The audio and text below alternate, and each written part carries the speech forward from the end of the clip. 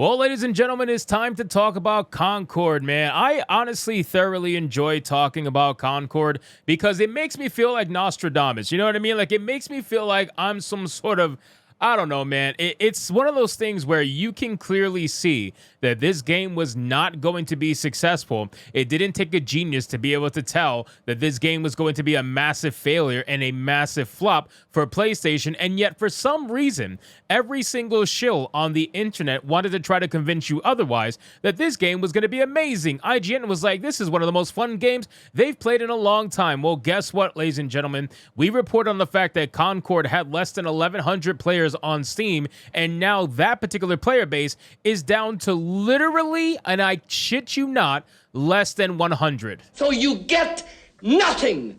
You lose. Good day, sir.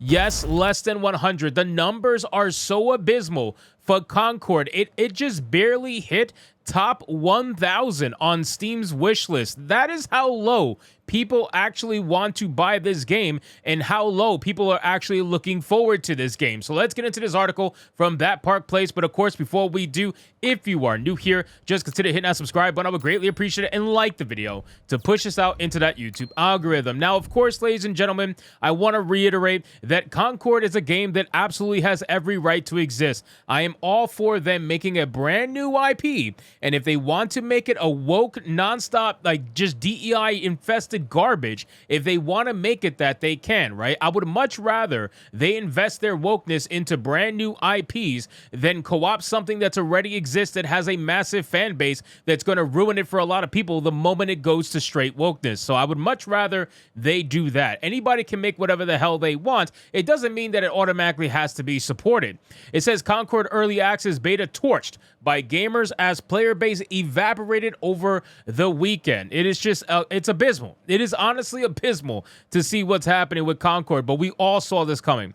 The Concord Early Access beta came and went over this weekend, and the players that decided to check the game out were not impressed by what they played. On top of the poor reactions, what little interest the game had seemed to evaporate over the weekend as players' numbers plummeted. The early access, oh my God, bro, Jesus, this is insanity. When do we talk about business? Anyway, let me just read it. The early access beta ran from July 12th through the 14th, and based on SteamDB data, the game's peak concurrent players capped out at 1,124 around 10 p.m. Eastern Standard Time on July 12th. From there, it significantly declined, dropping to 671 just 24 hours later. By Sunday, the peak concurrent had fallen to 479 by 10 p.m. Eastern. In fact, much of the weekend saw the number of concurrent players below 700. Yes, ladies and gentlemen, keep in mind, every person that pre-ordered this game was able to give 4 keys to whoever they wanted and give them access to play Concord beta. So all these people supposedly pre-ordering the game, and you can only muster a little less than 700 concurrent to keep interested. And then if you look at this picture here, look at this picture from the Steam charts. It is abysmal. A 52 24-hour peak. 52 players in 24 hours for Concord, with 15 playing at any given time. The only people playing this game are journalists. Like that's literally what this is. This is gaming journalists playing this game and nobody else, ladies and gentlemen. And they're going to gaslight you. They're going to tell you, oh yeah, Steam numbers don't matter. Steam is not the only platform. It's about the console numbers. The console numbers are what... No, shut up, all right? That is not the case at all, because we've proven that to be a complete and utter lie when we look at Suicide Squad Kill the Justice League. They tried to say that Steam numbers don't matter, but that game lost $200 million. So clearly, the Steam numbers are a good indication over how the game is actually doing overall. This game is going to be a massive failure when it comes out. Imagine having this little interest in the game with pre-orders and whatnot in an open beta, and now you're going to try to charge people $40, $50 to play your game when everybody else who is competing against you is offering their game as a free-to-play. So why would anybody want to pay you $50 for a DEI subpar experience when they can just play something much better that is at least free-to-play? This is the most asinine thing I've ever seen. I don't understand the business model. It makes literally no sense, and I guarantee you this game is probably going to go free to play at some point in time really soon, and then they're going to have a little bit of an issue on hand because they would have charged people a certain amount of money to access the game early, essentially. There's no freaking way that they're going to be able to compete with these numbers that they are currently pulling right now, and then coupled with the fact that they have a $40 to $50 essential gatekeep that's going to stop people from accessing their game in mass. So this entire thing is just retarded. I don't understand what the business model is. So at what point do we admit that, yes, this game is absolutely allowed to exist? Sure, you want to have a DEI shooter, by all means, go for it. But when do we admit that this right here probably indicates that this was not a great idea, right? Like, at what point do we admit, no matter how much you want to shill for DEI, no matter how much you want to shill for whatever the hell your leftist ideology is or hardcore life, whatever, I don't give a shit what your label is.